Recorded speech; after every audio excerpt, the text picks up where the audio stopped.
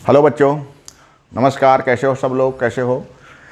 बच्चे, मैं जो अभी ये जो टॉपिक्स, ये जो क्लास में तुम्हारे लिए लेकर के आया हूँ, ये क्लास में मैं तुमको इलेक्ट्रोस्टैटिक्स का सबसे इम्पोर्टेंट क्वेश्चन का मैं कम से कम तुम लोग को नाम बताऊं कि कौन कौन सा क्वेश्चन इस चैप्टर में इम्पोर्टेंस है और इसको तुम कैसे लिखोगे। बात ऐसा है ना बेटा कि लगभग सारा क्वेश्चन मैं तुम लोग को, अगर तुम क्वेश्चन बैंक मेरा अच्छे से कर रखे होगे तो मैं लगभग सारे क्वेश्चन मैं तुम लोग को करा रखा हूं। लेकिन फिर भी तुमको प्रैक्टिस तो करना ही होगा। मतलब अब क्या है कि एग्जामिनेशन तुम्हारे जब सर पर एकदम सामने खड़ा है तो अब तुम पूरे के पूरे चैप्टर को तो नहीं देख सकते हो ना, तो अब उस चैप्टर से सिलेक्टेड क्वेश्चन को तुम देखने का प्रयास करो।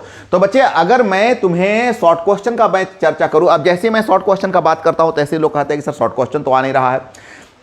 तो बच्चे, अभी जो मैं तुम लोग को सेट में जो करवा रहा हूं, 70 मार्क्स का जो क्वेश्चन करवा रहा हूं, उन सभी में तुम लोग को ये सभी बातें देखने को मिलता है कि यस देखो, सबका डिफरेंशियल वगैरह आया हुआ है ना, सबका डिफरेंशियल वगैरह 1 नंबर का क्वेश्चन बन करके आया हुआ है।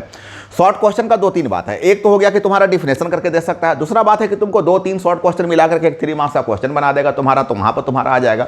तो बच्चे, शॉर्ट क्वेश्चन से तुम दूर बच नहीं सकते हो। अगर तुम चाहो कि शॉर्ट क्वेश्चन किए बगैर मैं चैप्टर्स को अच्छा से करके आ जाऊंगा तो तुम्हारा भ्रम है, ऐसा नहीं होने को है।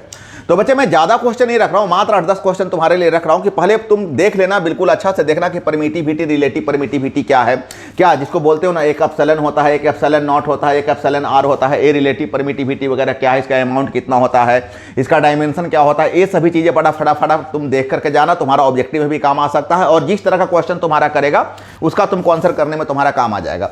डाइलेक्ट्रिक कांस्टेंट भी, इस एप्सिलॉन आर को डाइलेक्ट्रिक कांस्टेंट भी कहते हैं, तो अलग से करने का जरूरत नहीं है। अगर तुम रिलेटिव परमिटिविटी कर लोगे तो डाइलेक्ट्रिक ऑटोमेटिकली तुम्हारा हो जाएगा। इलेक्ट्रिक फील्ड इंटेंसिटी जरूर देख करके जाना, क्योंकि ये तुम्हारा क्या होगा कि इसमें यूनिट, इसका डायमेंशन, इसका डिफरेंशियल 1 मार्क्स में ये बहुत ज्यादा यूजफुल तुम्हारे लिए है, जरूर करके जाना।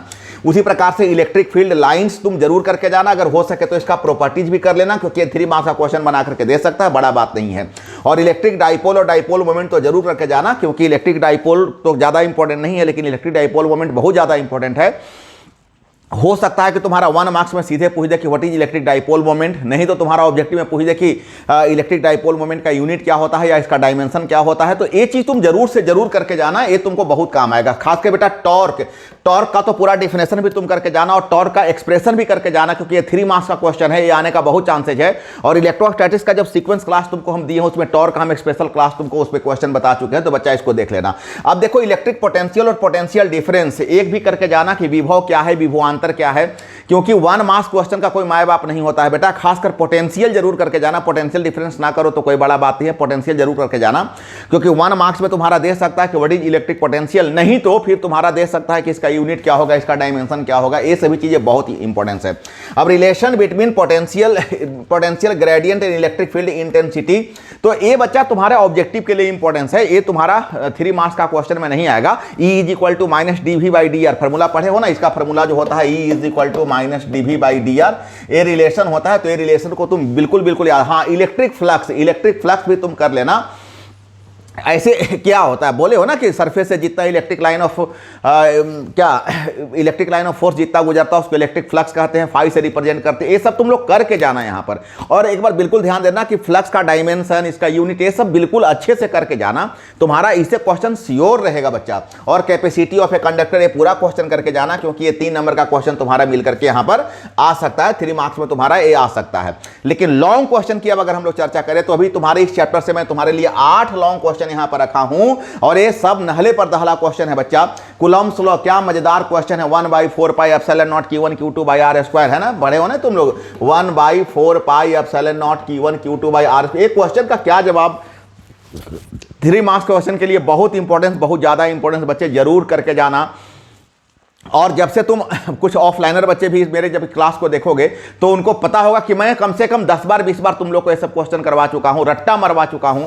तो बिल्कुल, और force due to continuous distribution of charges, ये भी करके जा सकते हो, तीनों केस करके जाना, 1D 2D 3D। और बच्चे, इसका तो मैं स्पेशल क्लास अलग से दे चुका हूं, एक के साथ 2 फ्री में बोला करता था, याद करो।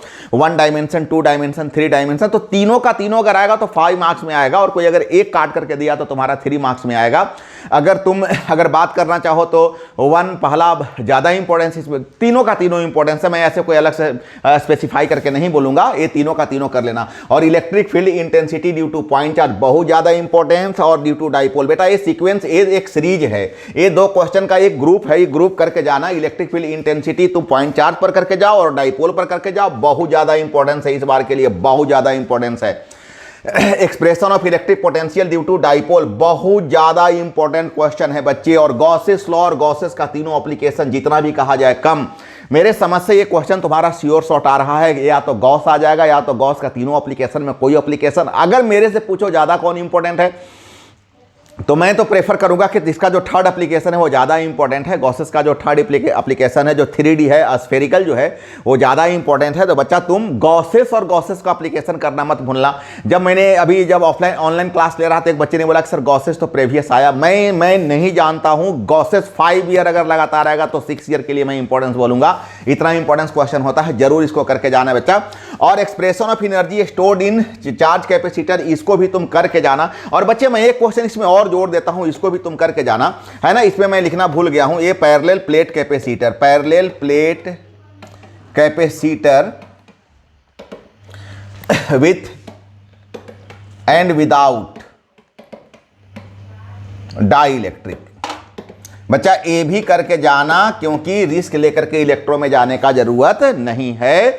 बच्चे अगर आप इतना क्वेश्चन इलेक्ट्रोस्टैटिक्स में करके जाते हैं, जो हम उम्मीद करते हैं कि अब तक आप लोग कर लिए होंगे, एक बार एग्जाम के टाइम में मैं सभी क्वेश्चन का नाम लेके केवल आपको याद करा देना चाह रहा था।